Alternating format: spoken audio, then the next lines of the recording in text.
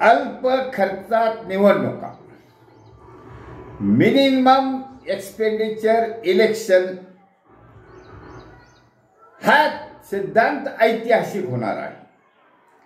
ज्याप्रमाणे स्वातंत्र्य मिळवताना काही शब्द ऐतिहासिक झाले होते, नेताजी सुभाषचंद्र बोसचा शब्द होता की तुम मुझे खून दो मैं तुम्हें आजादी दूंगा, क्विट इंडिया, भारत छोडो आंदोलन, महात्मा गांधीचं आंदोलन, या काही शब्दामध्येच जादू भरली होती आणि त्या शब्दामुळे भारताला स्वातंत्र्य प्राप्त झालं होतं।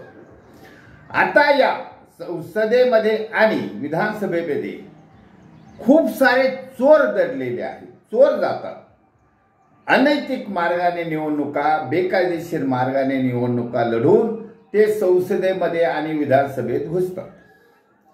आता यांना सामूहिकरित्या बाहेर कसं काढायचं? कारण समाज हा अंधभक्त असतो, स्थानिक नेत्याच्या अंडर प्रेशर जातो किंवा अंधभक्त असतो किंवा लालचग्रस्त असतो। तरी पण हा आपला देशाचा, समाजाचा, महाराष्ट्राचा घात करणारे लोक जर सत्तेत गेले तर हा तुमचा आमचा सर्वांचाच घात होत आहे, आपला सर्वांचं नुकसान होत आहे।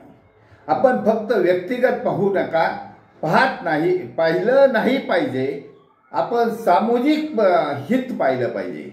जर हे भ्रष्टाचारी, वंशवादी, गुंड प्रवृत्तीचे लोक सत्तेत जातात, वाटणी घेतात आणि सरकारी तिजोरीची लूट करतात, एक एक रस्ता डबल दाखवतात, रस्त्याला खड्डे दाखवतात आणि रिपेअर दाखवतात, ह्या सगळा प्रकार थांबवायचा असेल, थांबवायचा आहे, त्याचा ध्यास सैनिक समाज पार्टीने घेतला आहे। त्यामुळे सैनिक समाज पार्टीने आम समाजातील सज्जन नागरिकाला आमदार, खासदार, मंत्री करण्यासाठी हा अल्प खर्चात निवडणुका हा सल्ला दिलेला आहे। हा सल्ला बहुतेक लोकांना पटला आहे, कारण मी आज एक जैन मुनी तरुण सागर यांची मुलाखत ऐकली, आपकी अदालत मुलाखत रजत शर्माच्या मध्ये। त्या मुनींनी सुद्धा सांगितलं की बड़े बड़े चोर संसद में और विधानसभा में बैठते हैं और छोटे चोर जेल में जाते हैं। मग कायदा काय मोठ्या चोरांसाठी नाही का? फक्त कायद्याला म्हटलं जातं सर्वांना समान आहे, पण तो समान वापरला जात नाही, बड्या चोरांना वापरला जात नाही। अनेक घोटाळे, गुंडबाज लोक क्लीन चिट घेतात, सत्तेत जातात, ह्या सर्वांना संपवायचं आहे। म्हणून सैनिक समाज पार्टीने हा नारा दिला आहे, लोकांना समजून सांगितलं आहे की तूच सत्ताधीश होऊ शकतो, तू आमदार, खासदार होऊ शकतो, कारण समाज तुझा आहे, समाज तुम्हाला अल्प खर्चात निवडून देणार आहे। हा झाला सर्वव्यापी निवडणूक पद्धत।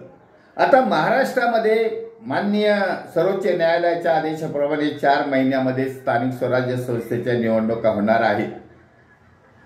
सैनिक समाज पार्टी या प्रत्येक निवडणुकीमध्ये, जिल्हा परिषद निवडणूक असो, महानगरपालिका निवडणूक असो, यामध्ये हा मुद्दा मांडणार आहे आणि समाजाला पसंत पडला आहे। समाज सुद्धा अंडर प्रेशर राहू इच्छित नाही, परंतु त्याला आजपर्यंत सैनिक समाज पार्टीप्रमाणे मार्ग दाखवणारी कोणतीही पार्टी पुढे आली नव्हती।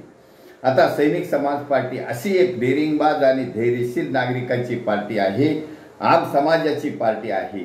त्यामुळे हा जो नारा आहे अल्प खर्चात निवडणुका, या माध्यमातून आम्ही तरी अहिल्यानगरमध्ये 68 नगरसेवक पदाचे उमेदवार सैनिक समाज पार्टीच्या पॅनल मार्फत उभे राहणार आहेत आणि हेच मॉडेल आपल्याला प्रत्येक शहरात, प्रत्येक जिल्ह्यात, प्रत्येक जिल्हा परिषदमध्ये वापरायचा आहे। त्यामुळे अल्प खर्चात निवडणूक का हा मुद्दा आपण सर्वांनी लक्षात ठेवल्यामुळे आपले सर्वांचे धन्यवाद।